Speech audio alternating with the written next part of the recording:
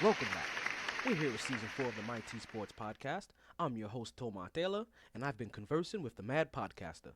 And quite frankly, he's very mad. We're going to try to find out why, so we'll take some questions from one of our live Twitter followers. Yes, ma'am. Please state your name and where you're from.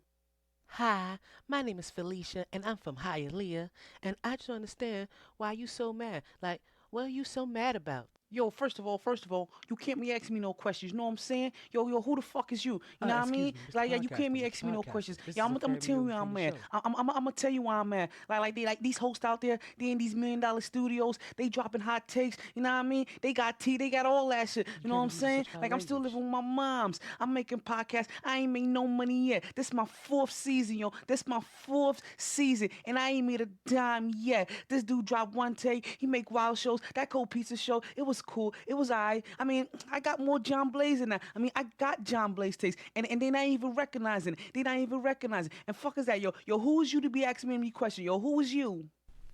I got to talk. I got to tell how I feel. I got to talk about sports how I see it. This goes out to you. This goes out to you. And you. And you. This goes out to you. This goes out to you. This goes out to you. And you. And you.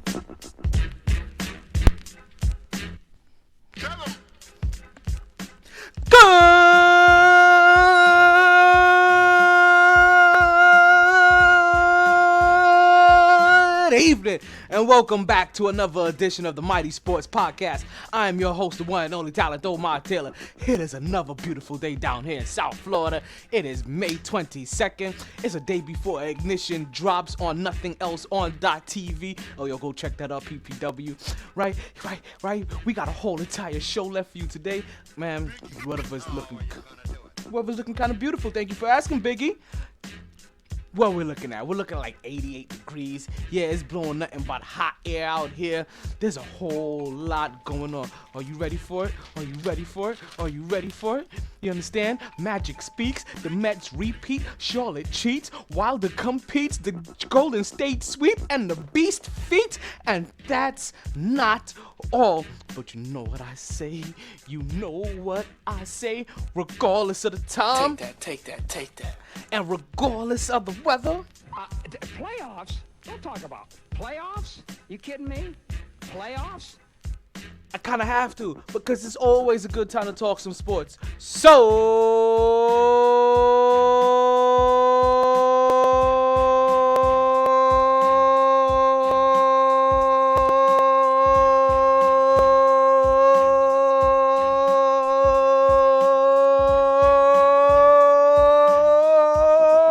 Let's start talking.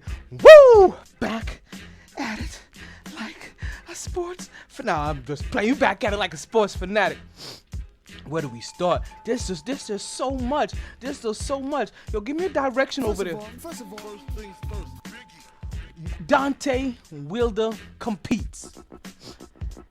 That's if what you want to call what this brother did the other night to his opponent competing. So let's set it up for you. We have Dante Wilder, the the WBC heavyweight champion. He is undefeated, folks. Wait, is that undefeated?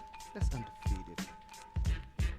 He has one draw, 40 fights, 39 knockouts.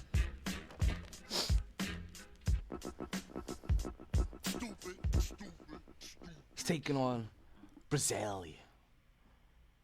Another guy, 21 fights,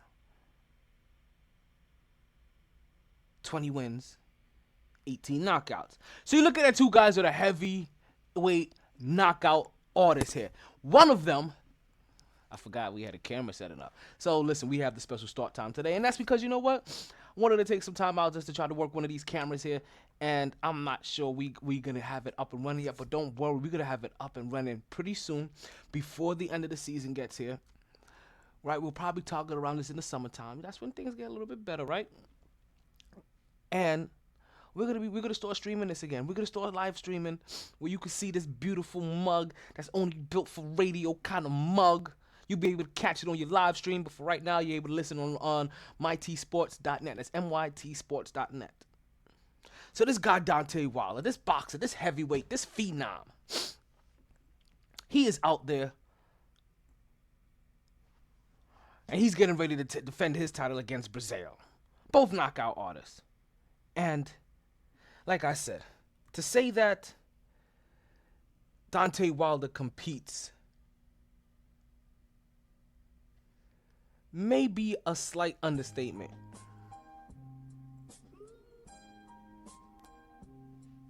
Because what he really did may have been going out for blood. And he said he was going out for blood. He said wholeheartedly to the people that he was going to go into the ring and try to kill this man. He went into the ring, he went into this fight saying that, listen, for all of the stuff that I can't eat, for all the training I got to put my body through all the pain, through all the sacrifice, I am going into the ring and I am trying to take it out on the one person that is the reason for all of this, and this is my opponent.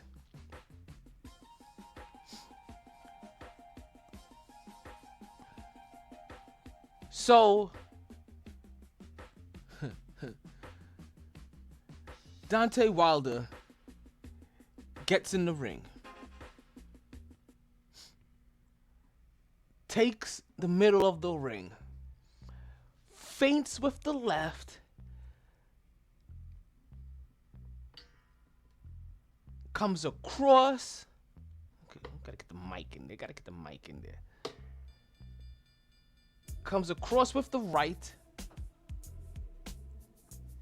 hits the guy's Brazil so hard that you see his head bounce off of his shoulder, so it goes,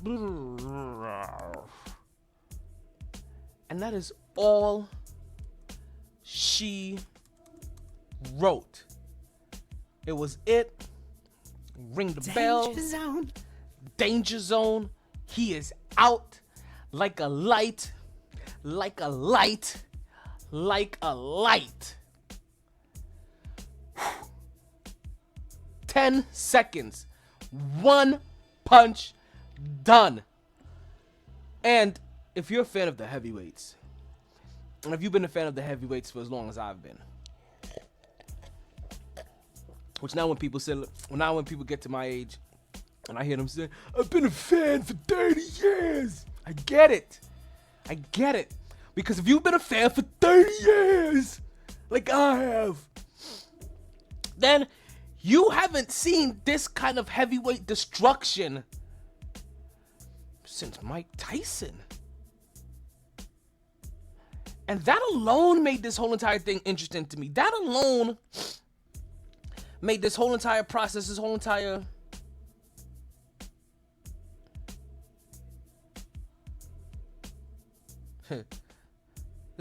process worthwhile.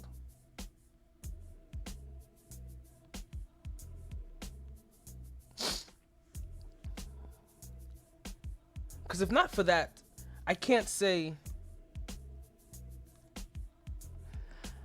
really say that what he did, I can recall seeing in any point in time. So yes, we haven't seen this kind of destructive force from a heavyweight since Mike Tyson. And that's something to be appreciated. So now we have Wilder. His record's now going to be 41 no losses and 1 draw, right? 39 knockouts, WBC heavyweight champion. This guy is 6'7", has an 83-inch reach. The guy he fought in Brazil, 6'7", 81-inch reach, 81.5-inch reach. So now, with that, you get all of the other fights that start to come up now, right? Because, believe it or not, Deontay Wilder isn't the #1 heavyweight in the world. Oh, no. Oh, no, country, my friend. He is not. That he is not. He does not own... He does not own that particular title. that title of number one in the world is left up to Anthony Joshua. Now, let me tell you where Anthony Joshua comes into play. See, at this point in time, everybody keeps trying to figure out who should Wilder fight next? Who should Wilder fight next? Who should Wilder fight next? And mind you, we're going to see Anthony Joshua fight on June 1st. So stay tuned for that. They want them to fight Tyson Fury, right? Tyson Fury is one of the draws in the heavyweight division. If I'm not mistaken, he's ranked number 3 in all of the heavyweights. The only thing about this is that they've already fought. And Tyson Fury proved to be a very reputable foe. Going the distance, getting off the ground after being knocked down by this guy, after taking this kind of blunt force trauma that knocked out Brasilia in 10 seconds. I'm liking this because I'm looking at the mic and I'm seeing how things are working, and I'm liking this. Just saying, I'm liking this. Can we see the mic? Yeah, we can see that mic. Sorry, my allergies are killing me right now. My apologies. But there's something going on where they're saying that, you know what? Maybe we don't quite want to see Tyson Fury versus Deontay Wilder, because, as I've already stated, we've seen this before. We've already went down this path. We've already written this story, and we've seen how this story's played out. Now listen, this is also not to say that they still shouldn't fight again down the road, possibly. What I am saying is that they don't need to fight again right now. And that's probably the most important part of it. That they don't need to fight right now. Right now is not the best time for them to fight. Right now, what you want to do, because the opportunity is there, is to get yourself a big fight. Is to get yourself a fight. And this is if you're Deontay Wilder against the biggest name that's out there. And the biggest thing that is out there is the number 1 heavyweight in the world, Anthony Joshua. Anthony Joshua, and listen, I don't care about, I'm not even going to tell you his record, because obviously he has to be a bad man to do what I'm about to tell you right now, what he's done. There are 4 divisions in the heavyweight in the heavyweight division, right? So there's 4 titles that you can hold being a heavyweight. There's the WBO, the IBF, the WBA, and the WBC championship. I just told you that Deontay Wilder was the WBC heavyweight champion. Anthony Joshua has the other 3. He is your reigning defending WBO, IBF, and WBA heavyweight champion of the world. And he fights on June 1st. So let's see how impressive he is in this heavyweight fight. Because next, what needs to go on is most likely Deontay Wilder versus Anthony Joshua. And listen, you gotta love Tyson. Like, as if you've heard Deontay Wilder talk, you'll fall in love with him very quick. Like these couple of heavyweights that they have right now are likable heavyweights. The next heavyweight that you would like, is moment you hear him talk, is gonna be Tyson Fury. Because Tyson Fury is the number 1 guy saying that, listen, we don't need to fight again. We don't need to fight again. We just fought. To be honest with you, like, the best needs to start going up against the best, and he's the one promoting and even saying that, hey, these guys need to fight each other.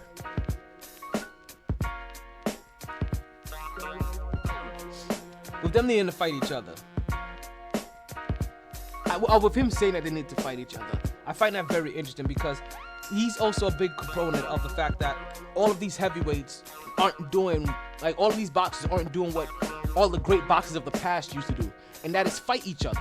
What he's saying, he is flat out saying that, listen, he flat out said, went on ESPN, national television, and said, yo, these boxers are ducking each other. And they're hiding behind the promoters. Because I'm trying to remember who was giving him the interview, if it was Greeny at the time, or if it was Stephen A. at the time, or if it was Max Kellerman at the time. But every time the interviewer kept on trying to ask him, I kept on trying to tell them, well, listen, it's these promoters that are stopping these fights, and it's these promoters that are holding it up. Oh, it's these promoters that Tyson Fury kept on coming back saying, like, listen, it is not just these promoters. Like, listen, if I'm the fighter and I want to fight XYZ person, and I say, listen, like, nothing else happens until I fight XYZ person, guess what happens? I'm gonna fight XYZ person. If I tell my camp that, you know what, I don't want to fight so-and-so for $500,000, right? I think he used bigger numbers. But I don't want to fight so-and-so for $500,000, and then you gotta get your cut, you gotta get your cut, you gotta get your cut, you gotta get your cut. When I could go fight XYZ person for $4 million.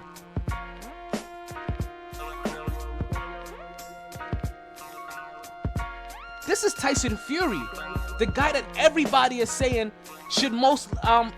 may most likely be in line, or the name that keeps popping up just because of how well they fought the first time keeps popping up for them to fight again, because the rematch, they want to see it already. They're two prominent figures in. Oh no. They're two prominent figures in boxing. So they want to try to build that rematch. But no. That's not what Tyson Fury or what everybody else is saying, that it should really be in the best interest of boxing. The best interest in boxing actually says that, listen, let the number 1 and the number 2 guy fight. Let them duke it out. Let them put some championships on the thing. Let them promote this. Let them see who's the best. And then after they fight 1 and 2, then hey, maybe number 3 comes in there and he takes in a fight. Let number 3 and 4 fight in between there. And let them see who's really number 3, and they get the winner of 1 and 2, and the number 4 gets the loser. Like that's what we really want. That's what's ideal, right? That's what would be ideal. Unfortunately, we don't always get ideal. What we get is other things than ideal. We get setups that are made by promoters strictly that outline their pockets, that try to help their boxers stay undefeated or without losses. Where, once again, Tyson Fury even says himself again that, listen, everybody wants to stay undefeated, but listen, the best needs to fight the best. Like, everybody's gonna lose eventually. Not everybody comes out undefeated. Undefeated doesn't mean that you're not great. Your greatness is defined by who and when you fight. I'm telling you, these next breed of heavyweights, and listen, I haven't heard Anthony Joshua talk as of yet, but if Anthony Joshua is anything like these other two so far, this is going to be a very interesting very, very interesting heavyweight division that's going to come out of here. We're going to take a quick break. When we come back, we're going to get more to the NBA,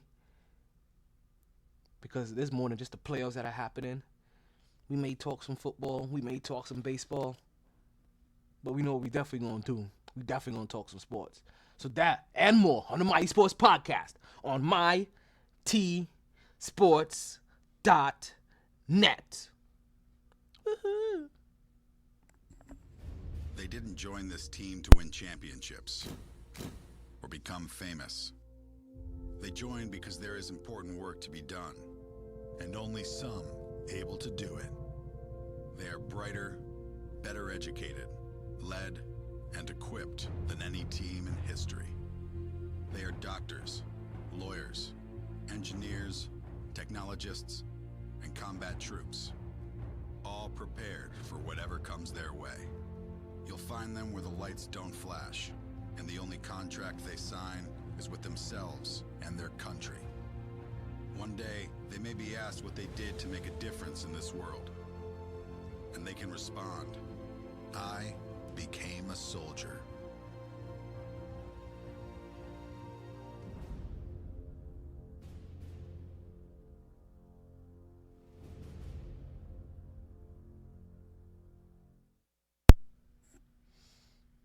And we are back to the Mighty Sports Podcast. And I am still your host, the one and only Talented Mark Taylor. And as you know, Talented Mark Taylor, we go by many different names. We go by Oz, we go by Tony Baritone, we go by the Tin Man. Listen, when you're as multi-talented as I am, I guess you happen to pick up a couple of nicknames along the way.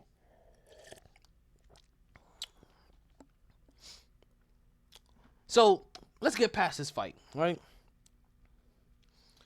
Because just as noteworthy as this first round 10-second knockout, just as noteworthy that happened over these last week since we spoke. First of all, first things first.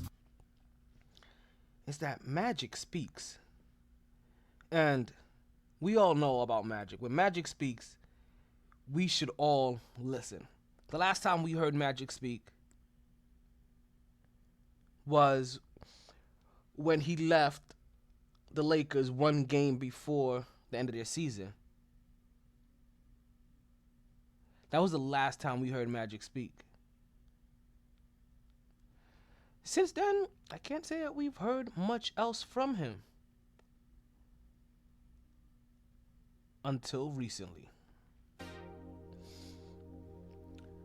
Magic Johnson goes on First Take. And Magic Johnson does a tell-all. He tells why he left. He tells who the backstabber was. He tells it all. On First Take. To his boy, Stephen A., the only person that he said that, listen.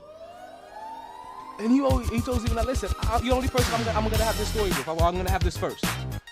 So let's talk. Why'd you leave? Well, you know what? I wasn't happy. I told you this already. I'm not a regretful man. I don't regret how I did this or how this went down. I did what I did. Now, why did I leave? Well, because not only was I having fun, but also there was people in the organization that I felt like I was being betrayed by and backstabbed by. Which obviously Stephen A. goes on to question him about who are these alleged backstabbers that he's talking about. And without hesitation, and let me back this up a little bit so you can understand this. That's how he says it.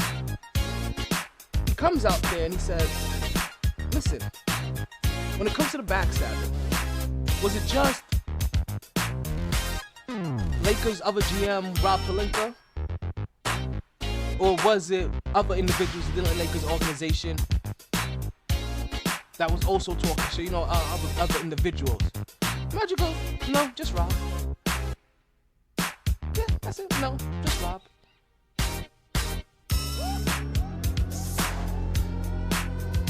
Magic is $1 million with a mic in his hand. And Magic Johnson is basically saying, listen, he told Genie when they first sat down and agreed to do this contract that, listen, I have businesses and I make more money running my businesses than being the president of operations of the Lakers. So you have to understand I'm gonna be in and out running my businesses. Genie says, cool, I got that, I get that. I'm a businesswoman, I get you, boo. Because also, do I have the power to make changes and moves that may need to be made? She goes, yeah, of course you do. He goes, alright, cool. Then come to find out as he's doing the job, the way that he was agreed upon that he would do the job. And listen, let's be honest. Magic made some decent moves. Granted, he picked Lonzo Ball, but you can't say Lonzo Ball's a bust. Lonzo Ball very still much reminds me of Jason Kidd without the scoring so far. And I can remember a lot of games where Jason Kidd did a lot more than scoring. He really just helped push the pace and tempo and be the spearhead for his team. And that's what I see a lot from Alonzo Ball. So he made a couple of moves, made a couple of trades, and got a couple of picks. One of those picks got back Kuzma. A couple other things they may have made a mistake by letting a few people go. Brook Lopez he mixed to making a mistake there. To advise that there was nothing that he could have done about Julius Randle. Julius Randle was demanding the sort of money that they couldn't match. So Magic puts it all out there, and completely just leaves it up for us to absorb. And let me paint you the scenario of what Magic was going through. Basically, I've given you the foundation so far of what Magic agreed upon, right? I've given you the foundation so far of the kind of job Magic thought that he was going to be able to do. Now,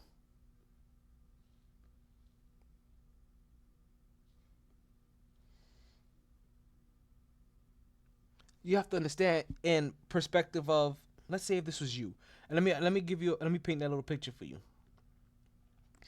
So now you've agreed to this one particular thing, right? There's this job, and you're going about now doing your job. And now while you're doing your job, right, you're the president of basketball operations, but obviously you have a general manager. This general manager that you have also said, I'm going to take you in the wing. I'm going to teach you to do my job because I'm only going to be here for 5 years, 4 years, however long he was going to be there. So when I leave, there needs to be somebody that also has the same exact thought process or interest of the Lakers in mind to keep taking this thing forward. And that's what he wanted from Rob Pelinka. Rob Pelinka didn't quite see it that way. The way that Rob Pelinka saw it was that now, here's what we related. You come into the office, Rob Pelinka, or you come into the office and you hear that this guy that you want, that obviously wants your job, but great. And you said, listen, I'm going to train you to take my job in the next couple of years. But we'll come into the job and be like, hey, where's Magic? Or where are you at? Anybody seen you? My listener? Anybody seen you? Mr. and Mrs. MyT? You seen them today? Oh, no. They're not there. They're not here. Oh, you know who's here? I'm here. Let's get some work done. Granted, knowing the kind of arrangement that was made for Magic. When you are getting ready now to make decisions, because you're put in that decision-making position, the only person you're supposed to answer to is the owner. But now when you're getting ready to make your decisions, you have other individuals from other departments telling you that you can't make this decision when these other departments, even their highest ranked person, isn't your equal. If that person were in your direct line or department, they would still be under you. So even at the highest point of their position, they're not anybody that you need to answer to or even take advice from. That's how far off the department is. It's not like you guys have relatable departments where this head of this department could come and give you advice on anything related to what you do, but yet they are. And this is the position Magic caught himself in. Not being able to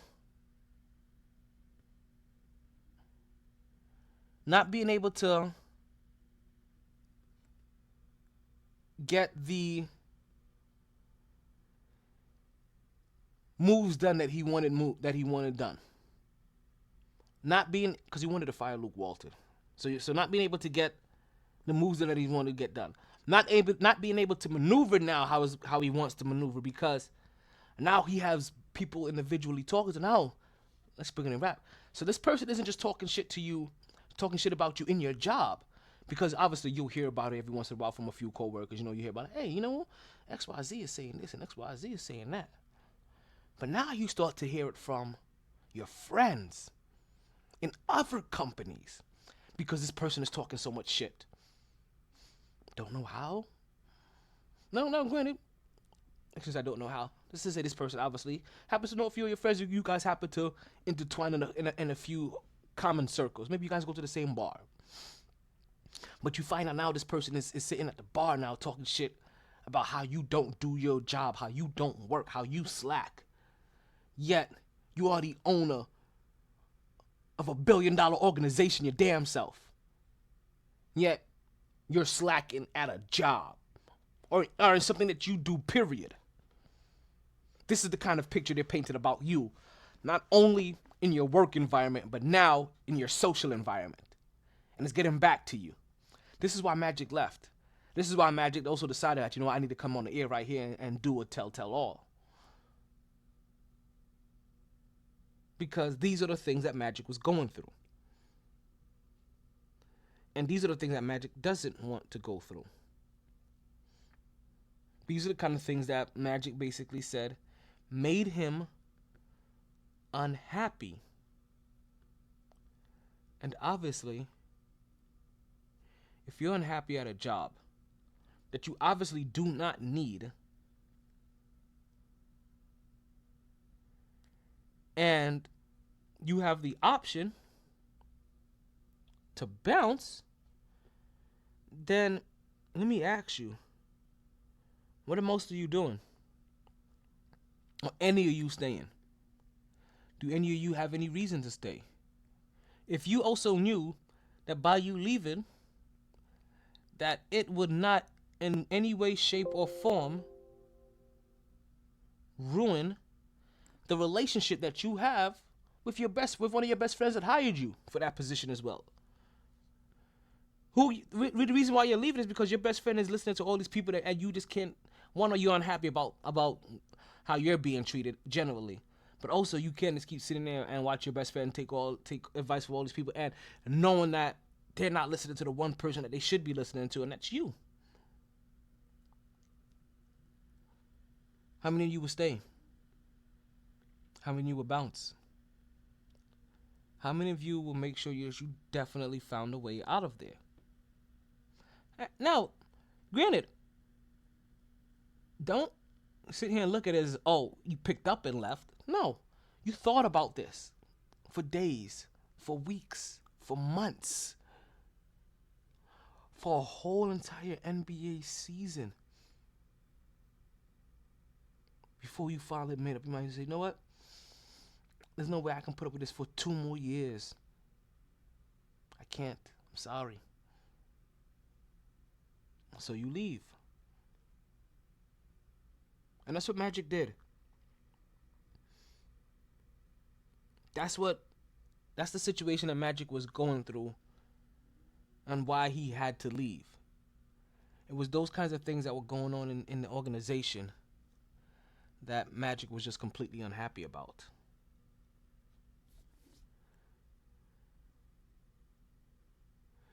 We're going to take a quick break because since we're sitting here talking about dysfunctional organizations, I have a dysfunctional organization that happens to be near and dear to my heart that I would like to get some shit off my chest about. That and more on the Mighty Sports Podcast.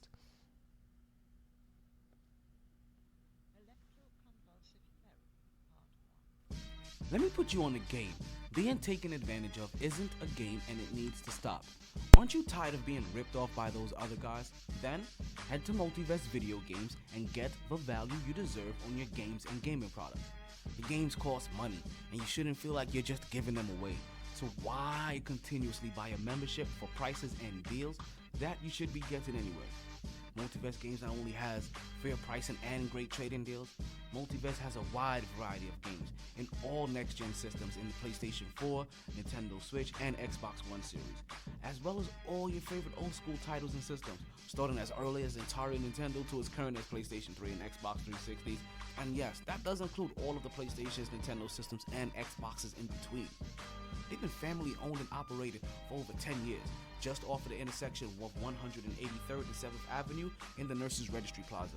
That's directly located at 830 Northwest 183rd Street, Miami Gardens, Florida 33169.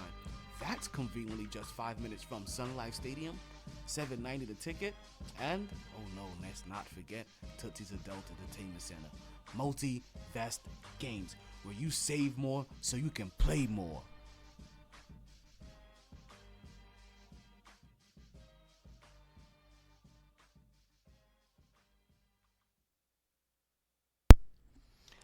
And we are back to the Mighty Sports Podcast, and I'm still your host, the one and only Talent Omar Taylor.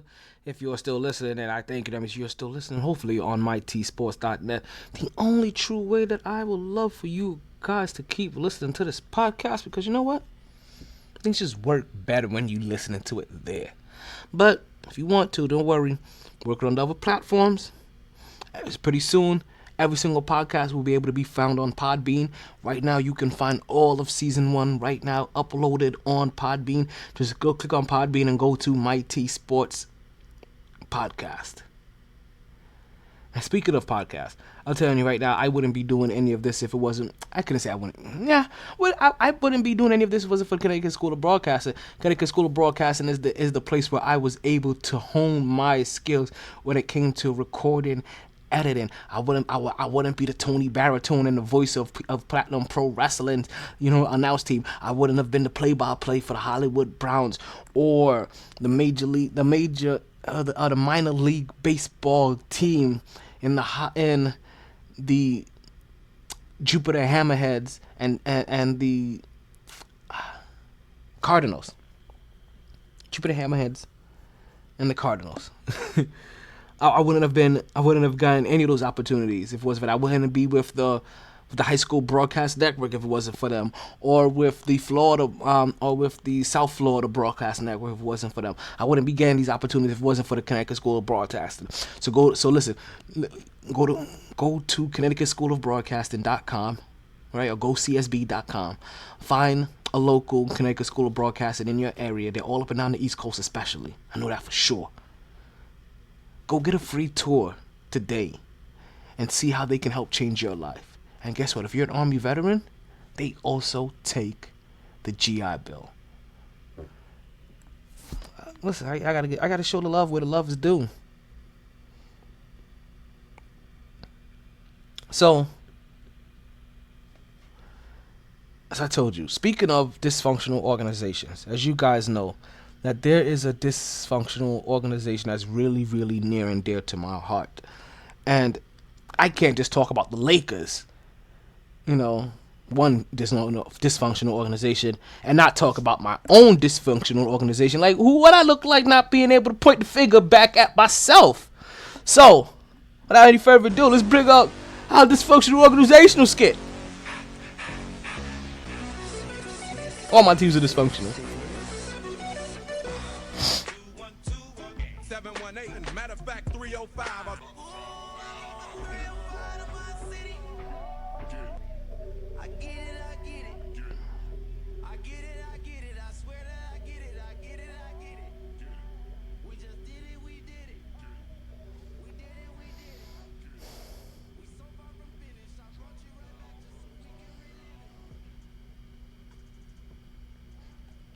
So, as dysfunctional organizations go, right? The Jets are obviously up there as one of the most dysfunctional organizations that you can think of. And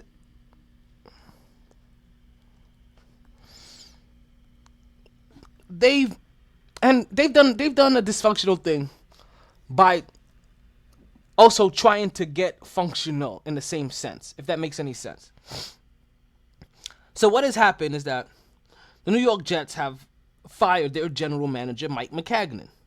Which, if you're a Jets fan, this is actually something that you've been wanting to happen for a while, possibly. Right? So, there's a part of you that's kind of happy for it.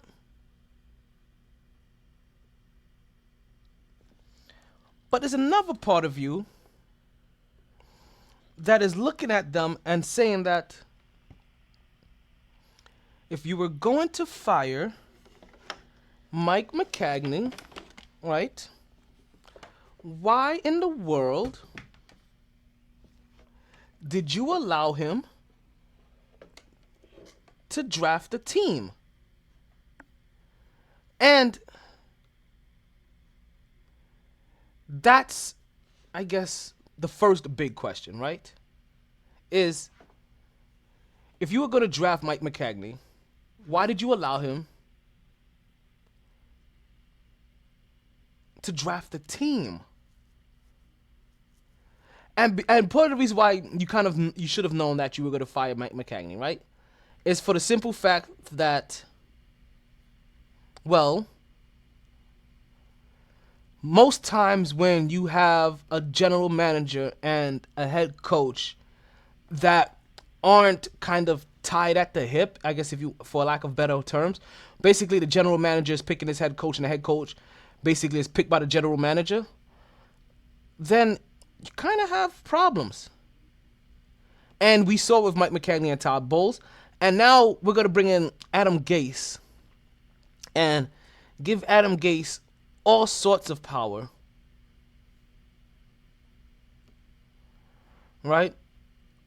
Give him all sorts of power as if he has done anything noteworthy in the NFL.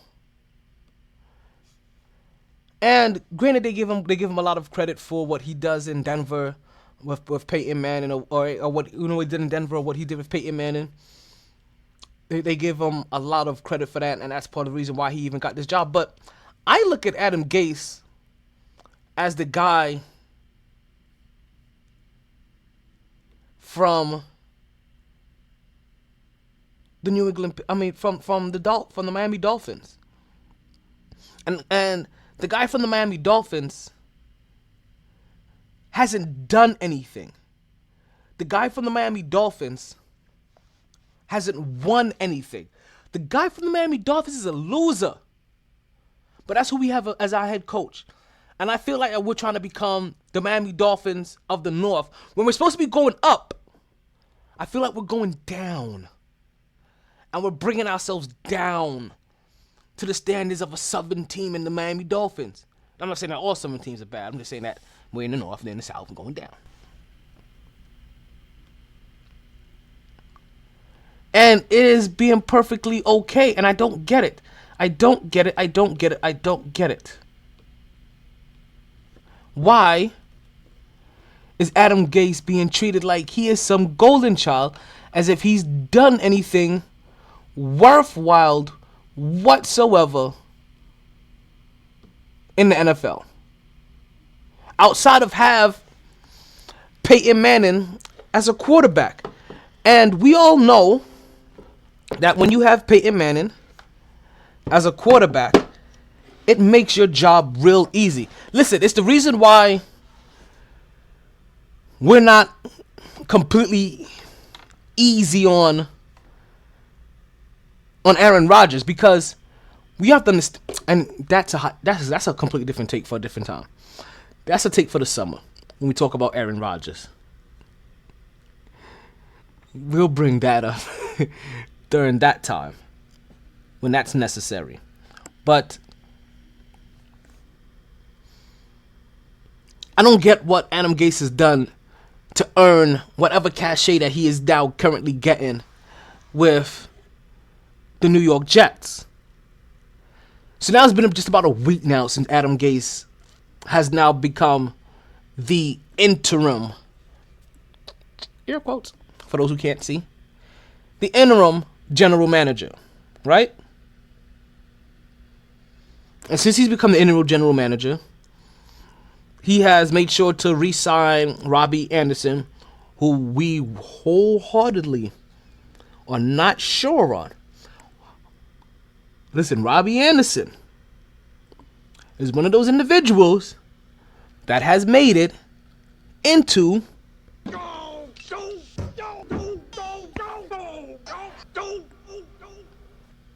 that category for what he has done on a public road locally for no good goddamn reason, but he did it. So he signed wide receiver Robbie Anderson. And listen, we're hoping that Robbie Anderson turns his life around. We're hoping that Robbie Anderson gets his shit together. We're hoping that Robbie Anderson becomes the weapon that the young quarterback is going to need Sam Darnold.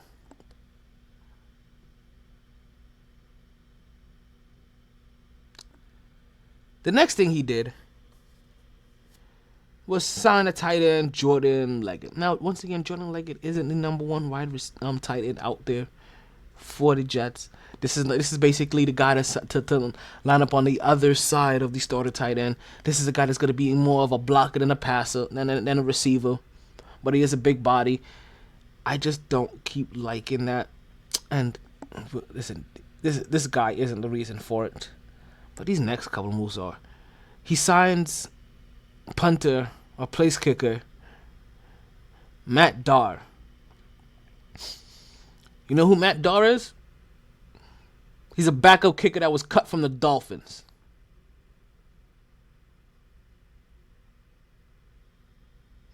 He also signed Deontay Thompson. You know who Deontay Thompson was? A backup wide receiver that was dropped from the Dolphins.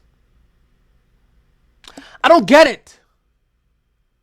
What has Adam Gase done? What have the Dolphins done to want you to get any of their former players, especially on these caliber players? Now, granted, these guys aren't going to be starters, right? So let me not make it seem like Deontay Thompson is going to come out here and he's going to wow anybody. He's going to be a starter.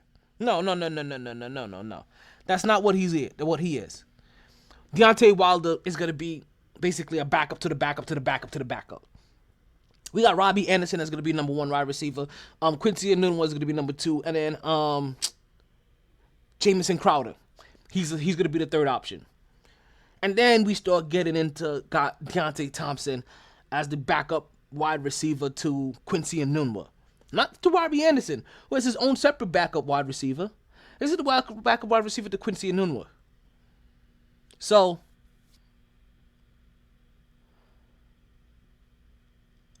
granted, I still don't like the fact that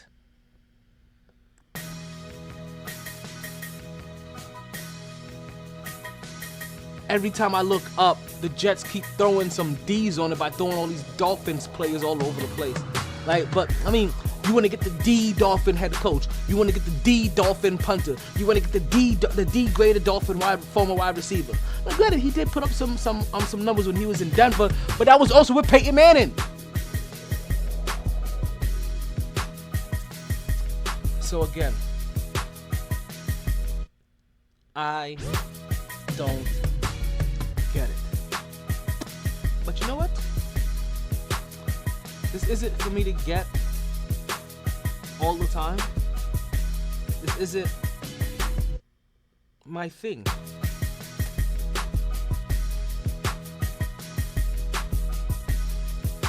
All I do know is that I'm not a big fan of all of these Dolphin players coming in and Dolphins individuals coming in and convoluting my Jets.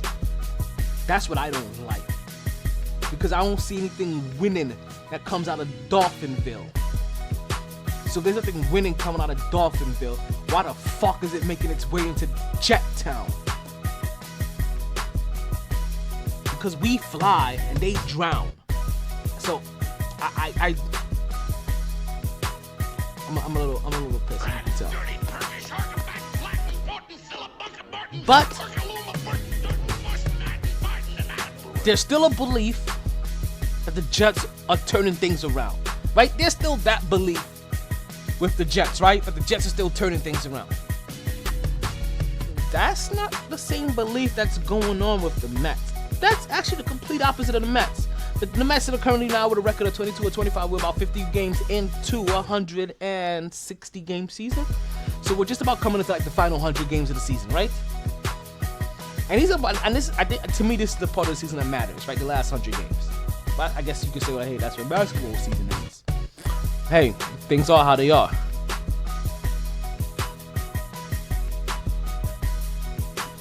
So,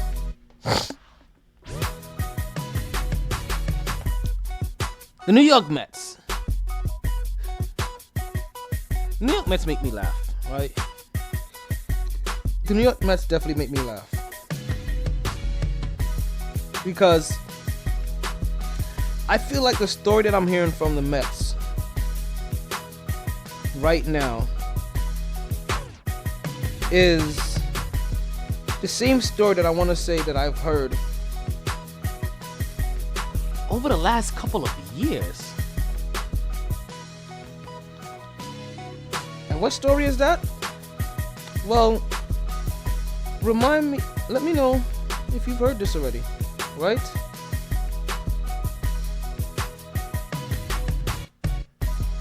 New York Mets start off the season pretty hot.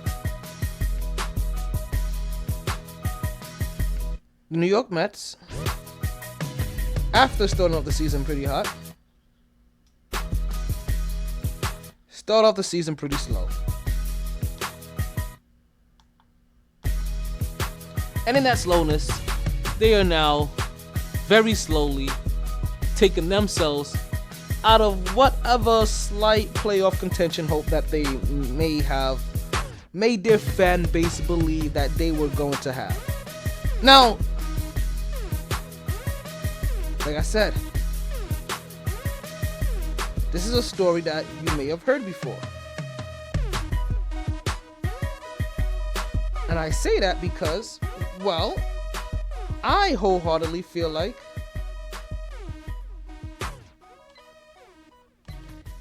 this is the story that I heard last year. And I want to say I heard this the year before. I want to say that over the last 5 years, the only time I haven't heard this story is the 1 year that they had the 1 year they had the World Series run.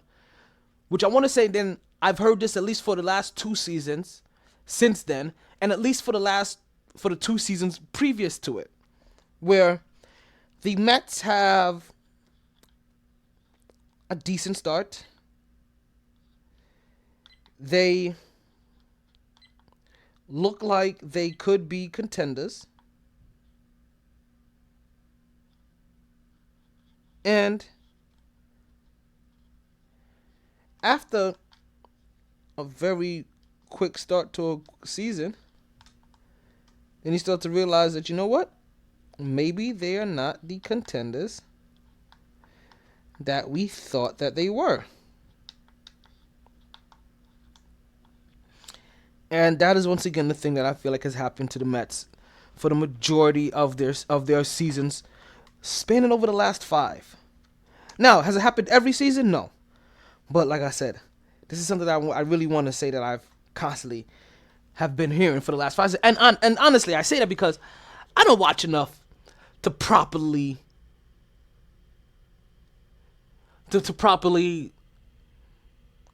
recall what the Mets do. I don't watch enough Mets games. I don't watch enough baseball at that. But these last 3 years, outside of that World Series years, and I'm saying I want to say a little before that they have consistently had these fast starts. And unfortunately, that these fast starts have done nothing but leave them still the majority of the times out of the playoffs.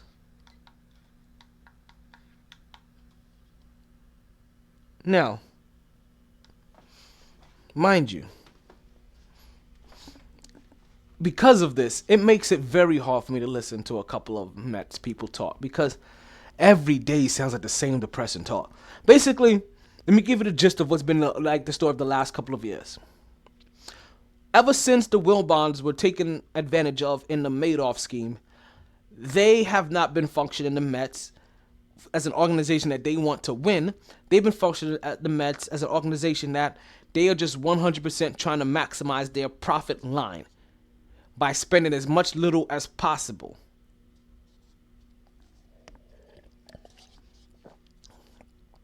And with that, they do weird things where they hire guys like Robinson Cano, and Robinson Cano then gets popped for PEDs, and now Robinson Cano doesn't look like the player that he looked like before, because there was a reason why Robinson Cano was basically taking PEDs. Now, granted, like Robinson Cano isn't hustling at this point in time, and he never was really a great hustler, and it's a good thing that isn't rubbing off on some of these younger players that they have there. But what it also does, it isn't really conducive to winning. And the last time we spoke Mets heavily, one of the things that we did talk about them, we did mention about them, was the fact that they at least had a winning style of baseball going on. And that winning style of baseball basically said that we're going to have really good pitching, and we're constantly just going to hit to keep the ball in play. Let's keep on hitting, and keep the ball in play. Now, even with that, because they're not hitting a ton of home runs, what they don't have is great defense. And that defense is slacking, and it comes across in their record, and where they're winning half their games and they're losing half their games. And at this point in time, they're looking like they're going to be a subpar 500 team and be out of the playoffs. While the Yankees, on the other hand, are looking fantastic. Everything in Yankeeville is peachy keen. Gas is greener. The sun is shining. The weather is sweet. It makes you want to move your dancing feet. Because listen, when things are seeming gloomy and blooming in New York, to the rescue, the Yankees, here they are. You gotta love the Yankees. If it wasn't for the Yankees, what do you have? If it wasn't for the Yankees, like seriously, what would myself, what would other New York fans have that aren't a fan of obviously that obviously aren't a fan of the New York Giants? Like, what would you have if it wasn't for the Yankees? Or at least what would I have? I'd have pure misery.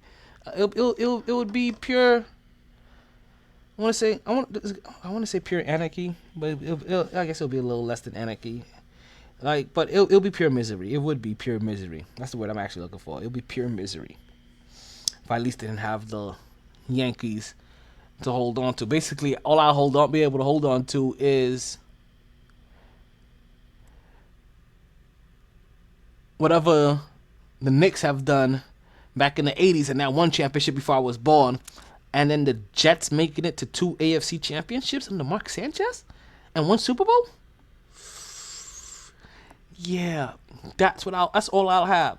Thank God for the Yankees. So the Mets, I don't want to say the Mets are surprising me. Because the Mets are even disappointing me. It's just that the Mets, I feel like I'm just having that same exact love song again, where things just seem to be just the same, just even. Ain't no better, ain't no worse. It's the same old Mets doing the same old Mets things that they've been doing over the last couple of years. We're going to take our quick final break, and when we come back,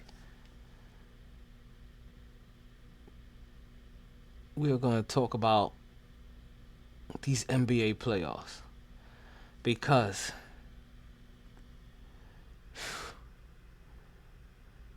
believe it or not, there's only one series left to talk about. We'll tell you how that happened when we come back from the MyT Sports Podcast. Find millions of textbooks and solutions on the go. Marvel at how seamlessly it fits into your daily student activities. Walking through the quad, shopping for groceries, exercising, doing your laundry, dominating at the county fair, mashing down a black diamond, going for a sunset horseback ride, devouring Danielle Steele's latest page-turner, feeding the bears, catching flying babies, letting loose with the gang, intergalactic lightsaber battle, saving an adorable puppy from a burning building, or simply in the classroom.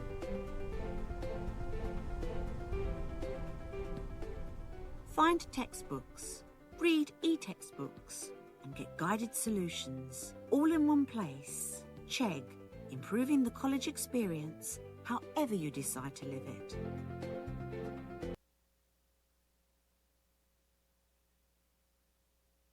And we are back to the MyT Sports Podcast, and I'm still your host, the one and only Tyler Taylor.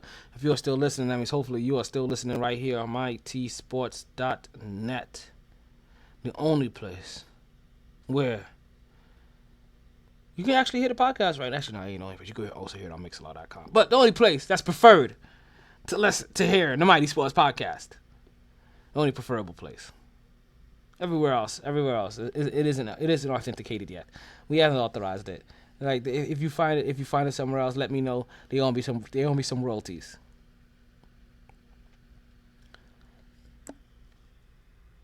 So the NBA playoffs, the conference finals for the NBA playoffs have started, and the West, we have Golden State versus Portland. In the East, we have Toronto versus Milwaukee. The Greek Freak versus the Claw. The Splash Brothers versus Rip City Brothers. Clay and Steph versus Damian Lillard and CJ McCollum. And we're actually going to start in the East because there's some things going on in this series, and this series ends up being very, very interesting. We have this series now tied 2-2, where both teams have held down hold serve, and both teams have looked dominant at times on their home turf. First game, Milwaukee wins, obviously. But Toronto led that game.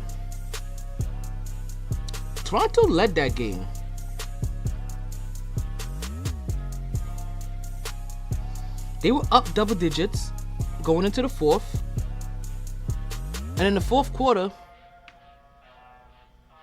they were up double digits. They were up double digits in that game, or at one point in the third. Going into the fourth, they were up by double digits. I think they were up by 15 points, something along that nature.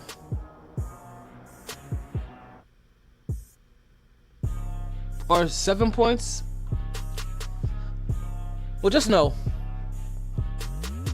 that in that fourth quarter,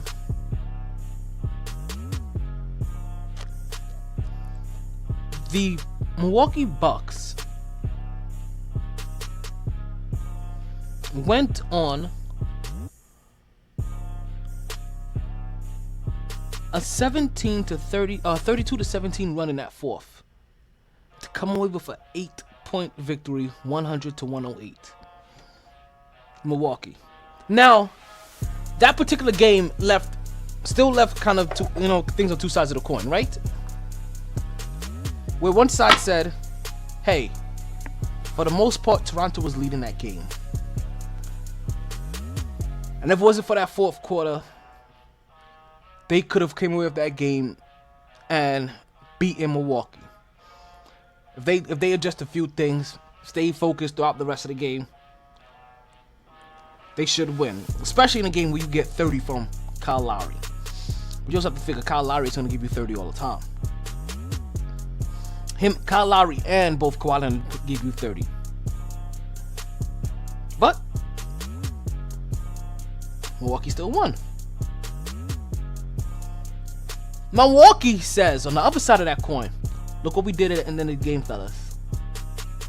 That's my Giannis person. Look what we did at the end of the game, fellas. If we continue to do that, what we did at the end of that game, there's no way that they can stop us. We will be dominant. And we will come away with another victory. And we'll be up in the series 2-0 when we go into Toronto. And we will do this in Toronto and we will take them. We'll be the kings of the North. Nobody takes it more than us.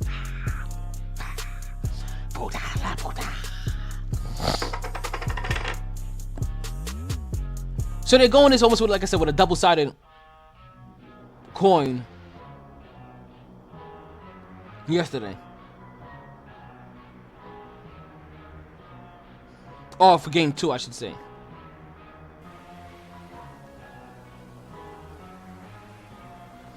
Game 2 comes around.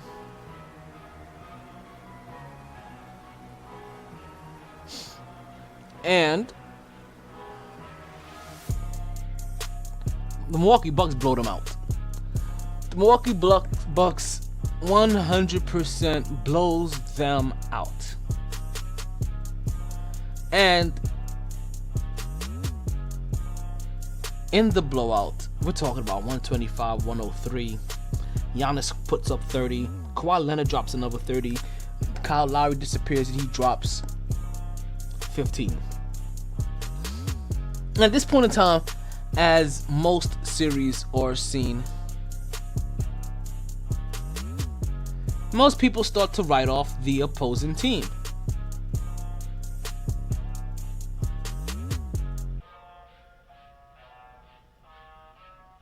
And in this case, it happened to Milwaukee as well, or to Toronto as well. People started writing off Toronto as if Toronto wasn't going to win, as if Toronto basically had already converted back to the no-Ronto that they used to be. You know, Kyle Lowry went back to Kyle Loser. You know what I mean? And they started thinking that they had another version of DeMar DeRozan, where he just disappears DeRozan.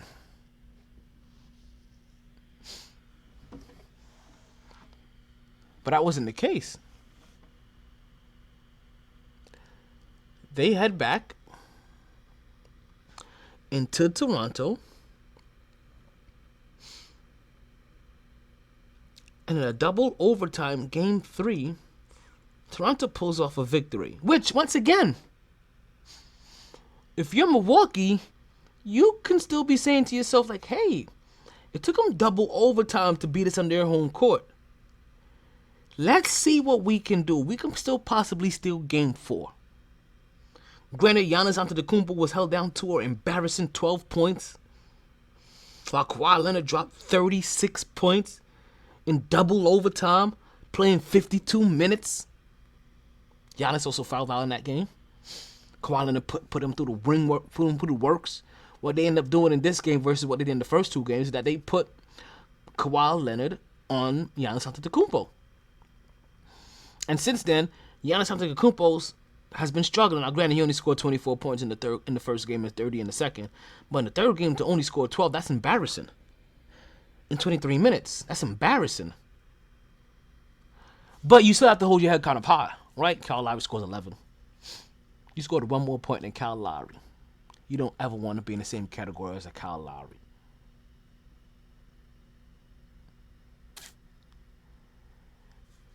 So now we have game 4.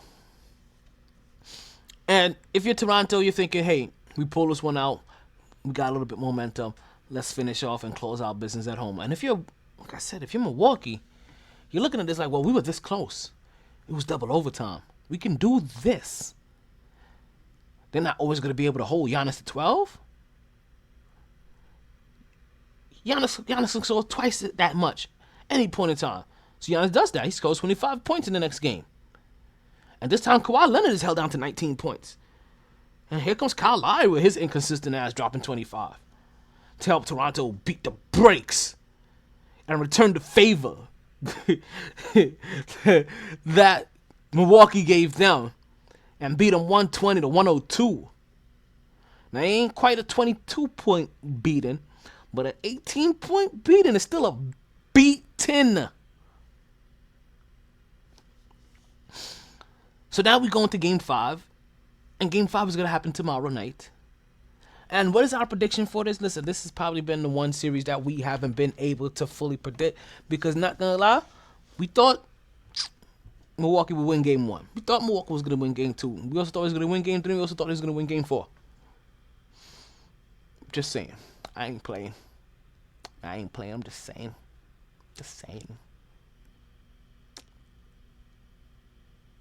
That's not what happened. But they still managed to still tie each other up. We're still going to have a series. And listen, I'm happy. I am happy that at least we still have basketball. Because at this point in time, this is the only season or series, I should say, that's left running. Because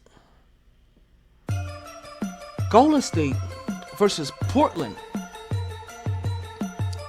isn't a series anymore. And to be honest with you, probably never was.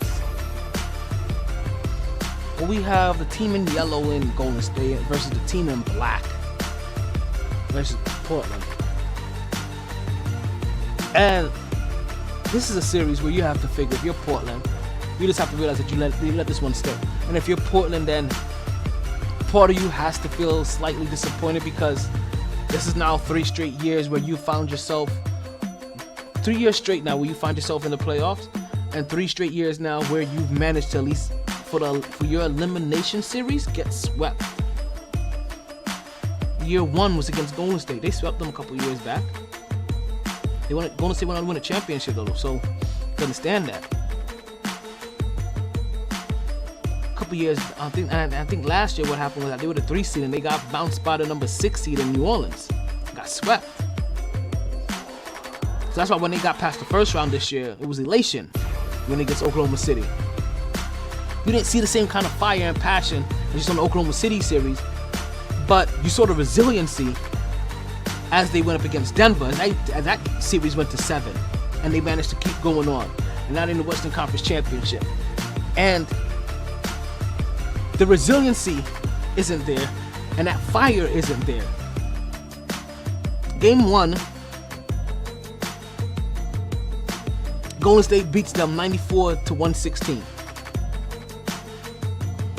Steph and Clay combined for a total of 62 points. 36 of those coming from Steph himself. As Damian Lillard and CJ McCollum combined for 36 points. I'll say that again. Steph and Clay combined in that game 1 for 62 points. 36 of those alone came from Steph Curry. Damian Lillard and CJ McCollum, the Rip City duo, combined for 36 points. 19 of those came up from Damian Lillard. They got to do better. And do better they did in the next game, but it wasn't enough. It looked like it was going to be enough. By the end of the first half of that game, they were up by 15 points. At some point in this game, they were up by as many as 17 points. They went into the fourth quarter of this game tied. They lose this game by 3. 111-114.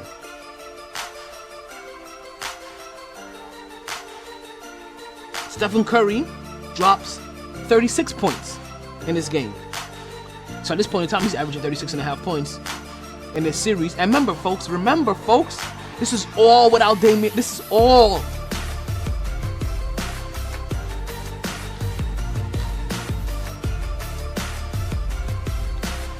is all without Kevin Durant. All without him.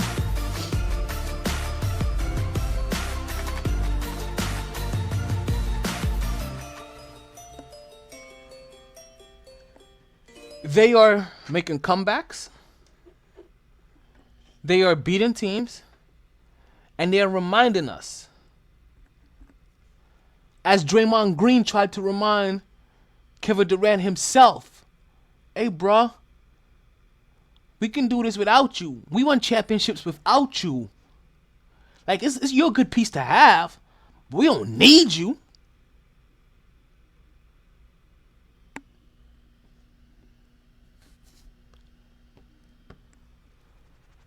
So this is where Golden State is at now, without Kevin Durant.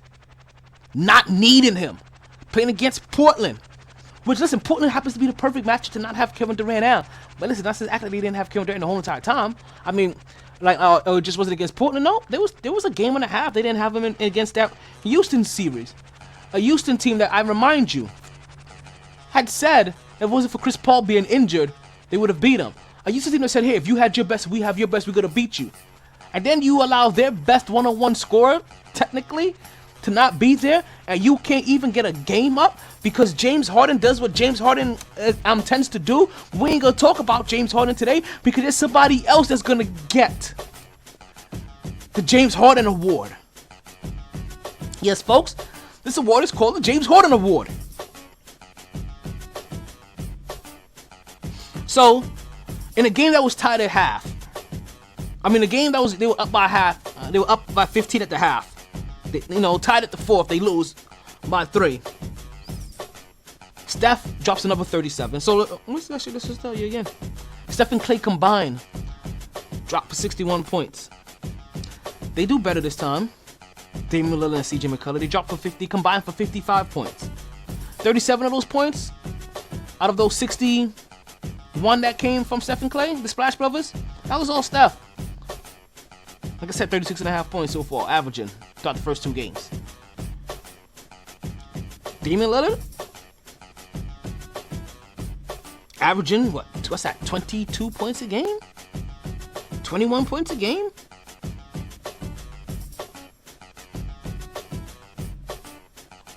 CJ McCullough? What is he doing? Averaging 19.5 points a game at this point? Through 2 games? We have Klay Thompson averaging 25. So Klay Thompson, he's playing better than Damian Lillard alone. Mind you, Steph. But now we go back to Portland and you think things are gonna be a little bit better. You know what I mean? You were up in Golden State. You lost a close one. It took a couple of last minute heroics, some last minute shots, some last minute shenanigans. Took all of it for Portland to lose. So you figure they'll do better. And once again, they sold off they followed almost the same exact pattern that they followed in Golden State. And they were up by 13.5. They were up by 13 points at the half. Trust me, I'm lying to you that. They ain't follow the same pattern they followed in that first game. That first game, they would come underneath the screen and let Steph Curry just take those shots, and Steph Curry scorched them. So here goes another game where they're up by 13 at the half. 13 at the half, they were up. They end up losing this game 110 to 99. They get blown up. They lose by 11 points here. In a game where the Splash Brothers only combined this time for 54 points. 36 of them came from Steph. So that's 36, 37, and 36 now from Steph in 4 games, in 4 victories. Klay Thompson came down to earth a little bit, only gave you 19 points. But still, ends up matching what Damian Lillard outputs. As the Rip Brothers combined for a total 42 points. Only 6 more points more than Steph. Damian Lillard gave you 19. CJ gave you 23. Like I told you, Steph gave you 36 alone. Clay gave you 19. Draymond Green gave you a double-double. I gave you a triple-double. Draymond Green dropped 20. Draymond Green outscored Damian Lillard in that game. Draymond Green did more in that game than Damian Lillard did for his team. And Damian Lillard's supposed to be the starter team. Now listen, I don't want to cast any dispersion on Damian Lillard. I'm just saying Damian Lillard, how else can I say that you haven't come through? Or that you're not coming through? So now we have the elimination game 4. And this game at least goes into overtime, at least. But overtime doesn't matter. The game ends up being 119, 117, Golden State, beating them like some super thugs. Now this time around, again, they do better. And I'm sorry, that was 45 in game 2 they combined for, not 54 or 55. In this game, they combined for 54 points. The most points they have now so far combined for in this series. Well, you know what? It's about damn time. Because you know what happened? 54 points is exactly what was combined for the Splash Brothers. Now, Damian Lillard gave you 28. CJ McCullough gave you 26. Klay Thompson gave you 17. Steph dropped another 37. Stephen Curry averaged 36.5 points in this Western Conference Championship Series. Klay Thompson gave you 22 points on average in his Western Conference Championship Series. Do you want to know what Damian Lillard gave you? Do you want to know what Damian Lillard gave you?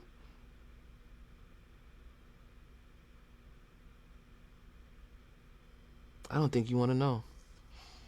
I don't think you want to know. 24 points and some change per game. Damian Lillard didn't even put up 100 points total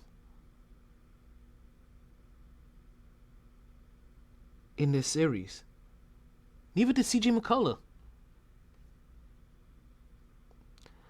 Steph put up 100 points by the third game. Clay flirted with 100 points himself. And oh yeah, Draymond Green drops another triple-double in Game 4. With 18 points, 11 assists, 14 rebounds. To go on with his triple-double from the previous game with 20 points, 12 assists, 13 rebounds. But not to be left alone, Stephen Curry also drops a triple-double in that game. 11 assists, 13 rebounds. Making them the only duo in NBA history to ever have a triple-double in the same game. The only two ever. Which I thought was a little surprising. I thought there would have been one or two maybe splashed in there. But no. It's splashed in there now by one half of the Splash Brothers, Steph and Draymond.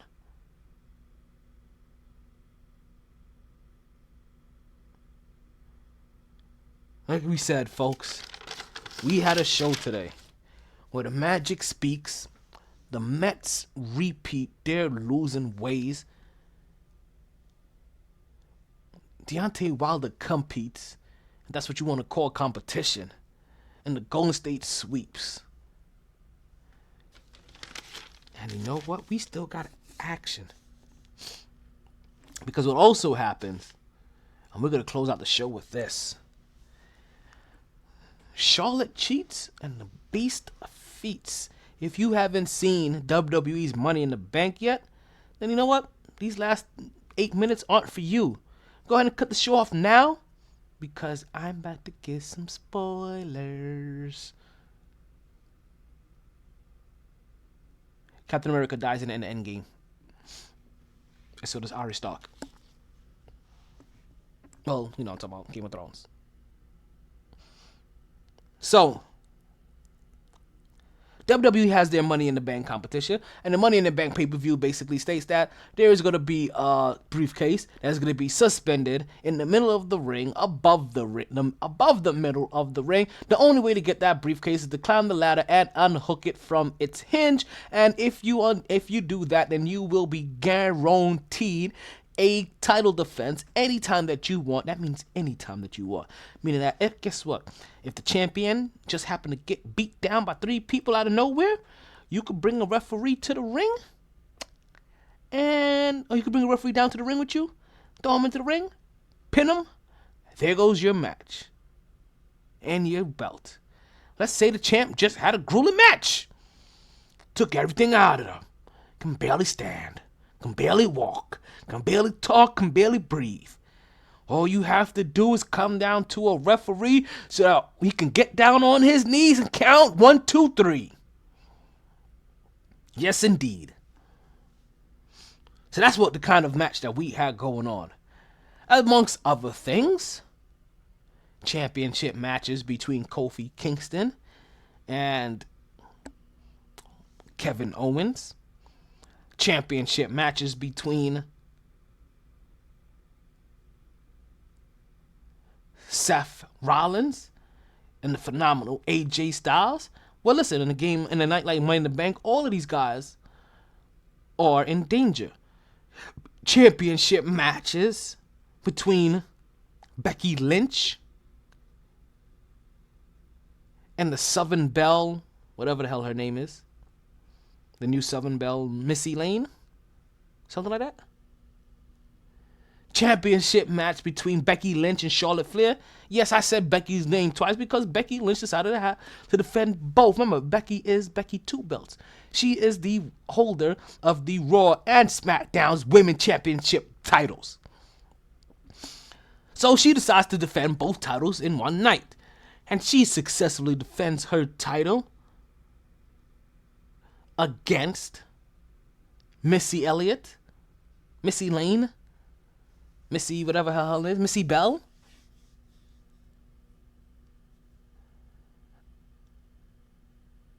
But mind you,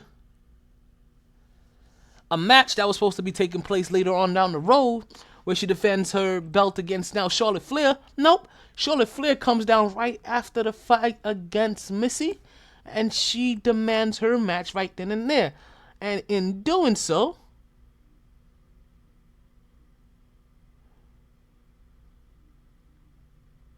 she puts herself in an opportunity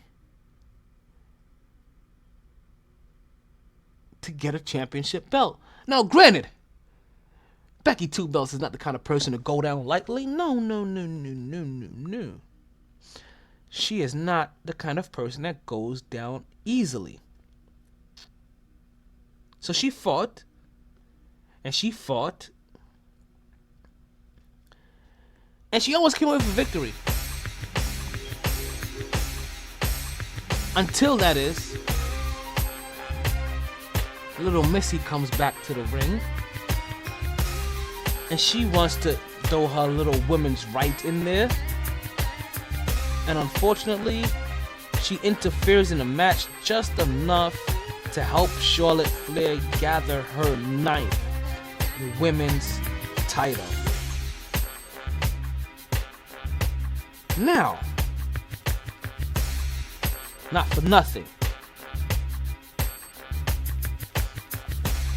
Charlotte Flair and now this new little Missy chick starts to come down to the ring, and they are assaulting Miss Becky, former Becky Two Belts, your Raw's Women Champion, Becky Lynch. Yes, now your current SmackDown champion, Charlotte Flair, and the failure in Missy, she couldn't get the job done, is now jumping your women's champion. And lo and behold, your Raw's Women's Champion has a friend. And that friend happens to be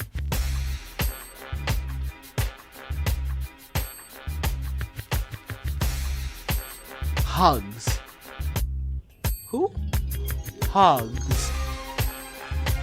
Yeah, you know who I'm talking about. You know who I'm talking about. Bayley. Yes. Her backup ended up being Hugs Bayley. And the thing about this particular backup is that Bayley earlier won the women's Money in the Bank contract. So even though that she's down there to help the champ, there's also another champ that she is stomping her head in. And Hugs cashes in her Money in the Bank championship against Charlotte Flair, and she pins her in the middle of that ring. 1, 2, 3, and now Bayley is your new SmackDown Women's Champion of the World.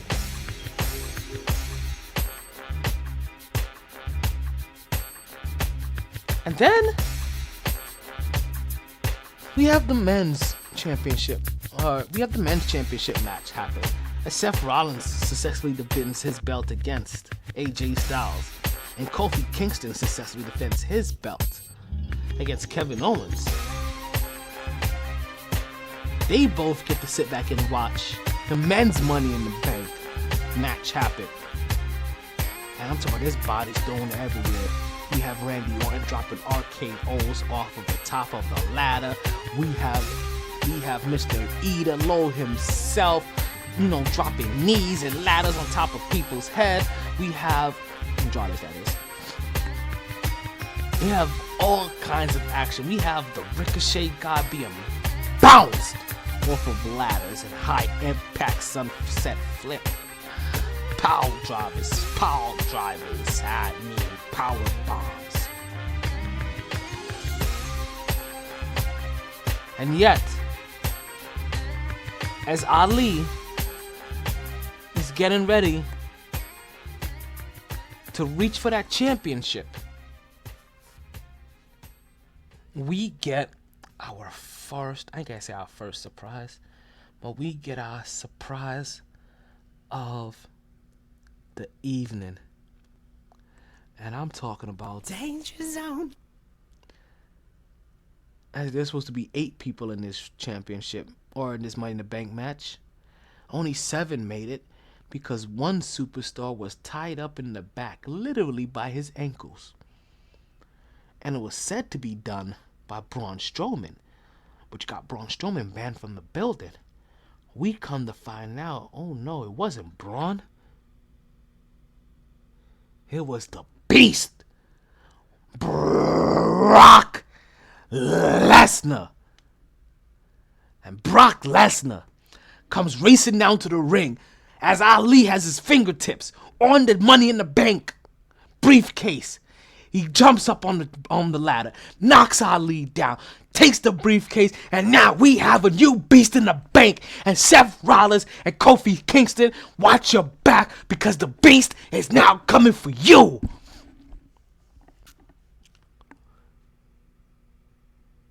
And the Beast makes an appearance on Monday Night Raw. And the SmackDown champion makes an appearance on Monday Night Raw. And Seth Rollins and Kofi Kingston both look Brock Lesnar in the eye and tell him, if you want to fight, then fight me. Kofi adds a little caveat by saying that, listen, I can't keep running around talking about I'm going to be the best in SmackDown if I can't beat Brock. So challenge me, Brock, because I want to challenge the best. And you may not be the champion or the best anymore, but you're still the Beast. It's a new day. Yes, it is. This has been your host, Talent Omar Taylor. This is the Mighty Sports Podcast. We're done. I got no more else sports to talk to you about. When we come back next week, the finals will most likely be done. There's a 9-day rest that Golden State is going to have. Day 1 was yesterday. Or I think day 1 is today. So when we come back, the championship round isn't even going to start yet. That's 2 weeks away from now when we first talk about the podcast. And who knows? I may drop a couple of podcasts randomly throughout that era, sprinkle it in as it needs. But just know that we'll still be here. And I don't know if I'm going to take a summer break this year. I'm going to take a short summer break. I don't know if I want to take a summer break this year. But just remember, there's only one place that you can listen to the Mighty Sports Podcast, and that's right here on MyTsports.net. Coming soon to you, at least the current episodes, on Podbean, and soon to come on iTunes. It's the Mighty Sports Podcast. We out of here. Sorry, boys. All the stitches in the world can't sew me together again. Lay down. Lay down. Always knew I'd make a stop there. But a lot later than a whole gang of people thought. Last call for drinks. Bars closing down. Sun's out. Where we going for breakfast? Don't want to go far. Rough night.